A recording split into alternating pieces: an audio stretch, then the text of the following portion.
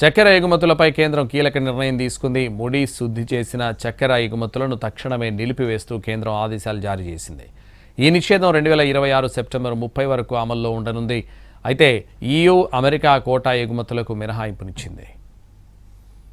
దేశీయ మార్కెట్లో చక్కెర ధరలు అదుపు తప్పకుండా చూడడం, ఆహార ద్రవ్యోల్బణాన్ని నియంత్రించడమే ఈ నిషేధం వెనుక ప్రధాన ఉద్దేశమని తెలుస్తోంది. నిషేధానికి ముందు లోడింగ్ ప్రారంభమైన సరుకులు భారత ఓడరేవుల వద్ద ఇప్పటికే లంగర్ వేసిన నౌకలు లేదా కస్టమ్స్కు ముందుగానే అప్పగించిన నిల్వలకు ఎగుమతి అనుమతి కొనసాగనుంది. దీంతో విదేశీ కొనుగోలుదారులతో ఇప్పటికే కుదిరిన ఒప్పందాలకు కొంత ఉపశమనం లభించే అవకాశం ఉంది.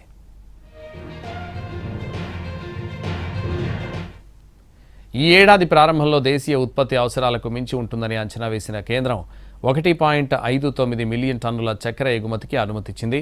కానీ చెరకు దిగుబడులు తగ్గడం, పశ్చిమాసియాలో అనిశ్చితి పెరగడం పరిస్థితిని మార్చేశాయి.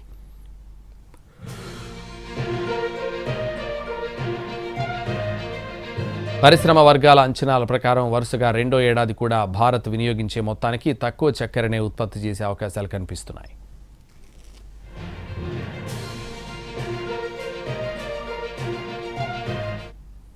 ఇప్పటికే ఆమోదించిన ఎగుమతి కోటాలో దాదాపు 8 లక్షల టన్నుల సరుకులకు ఒప్పందాలు కుదిరాయి.